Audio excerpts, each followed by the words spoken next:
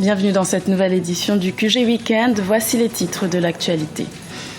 Au Mali, des autorités intérimaires ont été installées dans le nord du pays. Cette installation fait suite à l'accord tripartite signé le 14 juin 2016 entre le gouvernement, la coordination des mouvements de l'Azawad et la plateforme.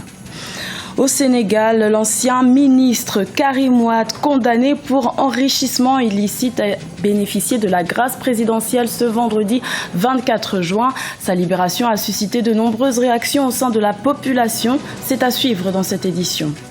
Et puis en République démocratique du Congo, la nouvelle province de l'ex-Katanga, Lualaba, veut diversifier son économie. En plus de ses richesses minières, la région veut développer d'autres secteurs pour générer de nouveaux emplois. Mais tout d'abord, en bref, 7 militants du parti de l'opposition de Hama Amadou, malheureux candidat à la présidentielle, comparaissaient ce vendredi 24 juin devant la justice du Niger pour attroupement armé et trouble à l'ordre public. Ces derniers étaient jugés pour des faits remontant à novembre 2015 où des échauffourées avec la police avaient eu lieu à la suite du retour de l'exil en France de Hama Amadou. Pour ce procès, l'opposition dénonce, je cite, un procès politique.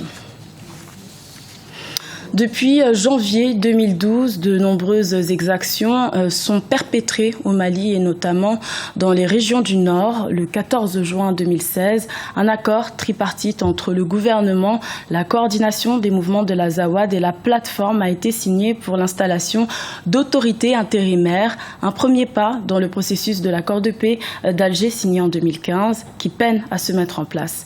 Un reportage de notre correspondant Mokhtar Bari. Au Mali, le gouvernement et les groupes armés se sont accordés pour les modalités de mise en place des autorités intérimaires. Après le vote des élus du peuple en mars 2016, la lenteur de sa mise en œuvre et les protestations de l'opposition avaient poussé les groupes armés à suspendre leur participation au comité de suivi des accords. Depuis le 19 juin, la coordination des mouvements de l'Azawad, la plateforme et le gouvernement malien sous l'égide de la médiation ont finalement trouvé un terrain d'entente. Dans l'accord que nous avons signé, il est dit que immédiatement après la signature de l'accord, seront mises en place des autorités intérimaires. Une période intérimaire s'ouvrira pendant laquelle on va se réorganiser, on va organiser les élections et tout ça. Et ces autorités sont en charge d'organiser tout cela. Cela a pris beaucoup de retard. Pratiquement 1 an de retard. Le gouvernement avait son interprétation de la disposition. Nous, au niveau de la coordination des mouvements de l'Azawad, nous avions la nôtre, qui est très proche d'ailleurs de celle de la plateforme. Mais aujourd'hui, on peut se féliciter que tout le monde a accordé son violon. Ces autorités intérimaires permettront le retour rapide des services sociaux de base au profit des populations sur place ou réfugiées dans les pays frontaliers. L'armée malienne ainsi que la CEMA et la plateforme devront constituer des patrouilles mixtes pour réinvestir les zones sensibles. Ce qui va être intéressant, je pense, on va le voir très rapidement, ce sera l'organisation de patrouilles mixtes, c'est-à-dire des patrouilles. Il y aura en principe 200 rebelles, 200 groupes pro-gouvernementaux, 200 militaires maliens, donc 600 dans chaque région du Nord, pour assurer la sécurité des biens des personnes. Là, il faut attendre ça pour voir, c'est qu'il y a un chronogramme pour respecter la mise en place de ces autorités, le retour de l'État. Ça, c'est très intéressant parce qu'on va voir si ça sera respecté. Notons que cette loi s'applique aux anciennes régions de Tombouctou, Gao et Kidal et les 2 nouvellement créées, Taoudeni et Ménaka. Également dans l'actualité, l'ancien ministre Karim Wade est arrivé au Qatar après sa libération ce vendredi 24 juin. Le fils de l'ancien président sénégalais, Abdoulaye Wade, a bénéficié de la grâce présidentielle après 3 ans de détention. Malgré sa mise en liberté, Karim Wade reste condamné pour enrichissement illicite et doit s'acquitter d'une amende de 138 milliards de francs CFA. Sa libération a engendré diverses réactions au sein de la population. En voici quelques-unes. Je pense que c'est une bonne chose, vu qu'il y avait pas mal de problèmes par rapport à sa condamnation et à la présentation de certaines preuves. Et je pense aussi que c'est un fait politique, vu que c'est le candidat du PDS et que le PDS doit forcément être représenté. Cela a peut-être mis une pression sur le président de la République qui essayait peut-être d'écarter un potentiel président. Bon, pour moi, c'est égal. Hein. C'est égal qu'il soit dehors ou là-bas. De toute façon, il a voté. parce qu'on l'a mis dedans, quoi. Donc bon, en tout cas, nous musulmans, je ne peux pas lui souhaiter d'être en prison. Donc c'est mieux de le laisser dehors et puis continuer les poursuites afin de récupérer ce qu'il avait pris, quoi. Je ne suis pas heureux de la libération de Karim Wade car il aurait dû rembourser l'argent qu'il est supposé avoir volé avant de sortir. Il y en a qui sont en prison pour des délits moindres que celui de Karim Wade, sans pour autant s'être fait gracier. Les hommes religieux et beaucoup d'autorités dans ce pays ont demandé au président de la République d'accorder la grâce à M. Karim Wade. Je pense que ça peut baisser un peu la tension politique qui est qui subit notre pays. Je suis vraiment heureuse de la libération car son cas est en justice depuis plusieurs années sans preuve. Si depuis toutes ces années nous ne trouvons aucune preuve, nous n'avons aucune raison de son inculpation. Macky Sall a pris trop de temps à le libérer. Désormais, nous sommes tous heureux. Je suis très content de sa libération parce que Karim Wade n'a rien fait. On l'a accusé.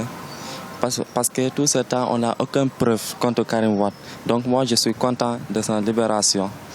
On doit le libérer depuis longtemps. On en vient à la nouvelle province de Lualaba en République démocratique du Congo. Cette région de l'ex-Katanga jouit d'une grande richesse minière mais souffre de la précarité sociale. Les autorités entendent miser sur d'autres secteurs comme l'entrepreneuriat ou encore le tourisme pour générer de l'emploi. Le tourisme qui est considéré comme un futur pilier économique dans le pays. Un reportage de notre correspondant Jacques Mboka. Exploiter d'autres secteurs économiques que celui des mines, c'est la vision des nouvelles autorités de Lualaba, une des 4 provinces issues de l'ex-Katanga. Une région dont le sous-sol est riche en or, diamants et cuivre qui ont contribué pendant des années à l'économie du pays. Pourtant, la population vit dans une précarité sociale accrue, un paradoxe qui constitue un défi pour les nouvelles autorités provinciales. On a comme l'impression que ces mines n'ont servi qu'à enrichir une petite caste des dirigeants, des décideurs, mais que la population ne tire pas profit.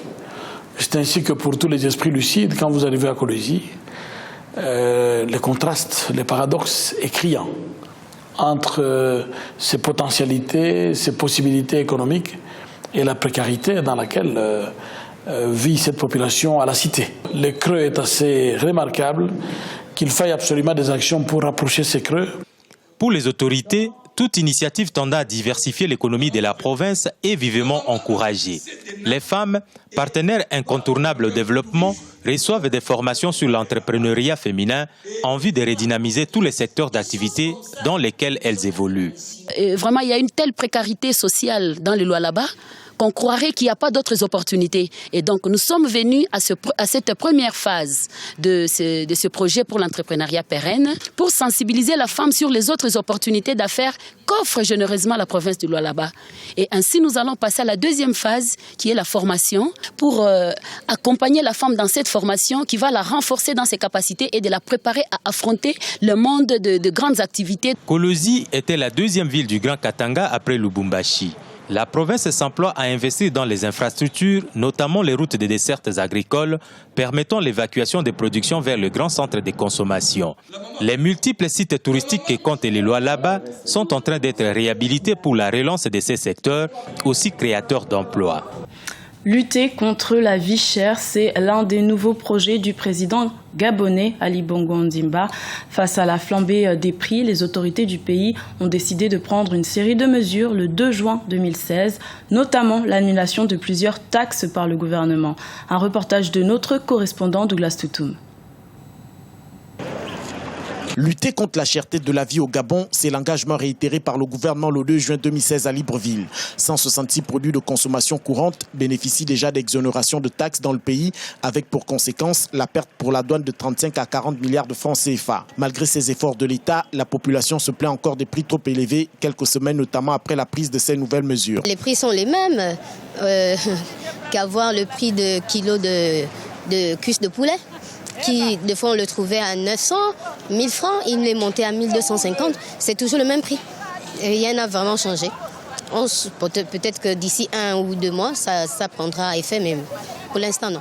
Ainsi, pour lutter contre la vie chère causée par la flambée des prix des produits importés, le gouvernement gabonais a décidé de ne plus percevoir certaines taxes et de baisser de 50% les frais relatifs aux certificats sanitaires vétérinaires à l'importation. La population veut déjà voir sur le terrain la brigade mixte qui va contrôler et surveiller les prix des produits. Au président, c'est de prendre des mesures sincères sur ça, essayer un peu de voir et vérifier, envoyer les gens sur le terrain pour vérifier si c'est réellement ce qu'il est en train de vouloir faire. Parce que là, quand le président prend des mesures et arriver sur le terrain, ce n'est pas la même chose. Le message que je peux lancer au président de la République, c'est déjà de continuer ce qu'il a commencé. Nous l'avons vu tout récemment au marché, nous ne pensons pas que c'est des simples balades.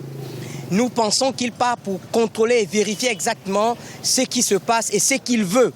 Ça puisse changer. La baisse de la redevance d'utilisation du système informatique de la douane de 3 à 1,5% de la valeur de la marchandise, la suppression des frais relatifs aux autorisations de mise à consommation et de mise sur le marché qui s'élevait à 25 000 francs CFA par conteneur, sans oublier la baisse de 4% des droits de trafic prélevés par le Conseil gabonais des chargeurs qui était à plus de 1 500 francs CFA la tonne et plus de 30 000 francs CFA le conteneur, sont autant de mesures prises pour alléger le panier de la ménagère.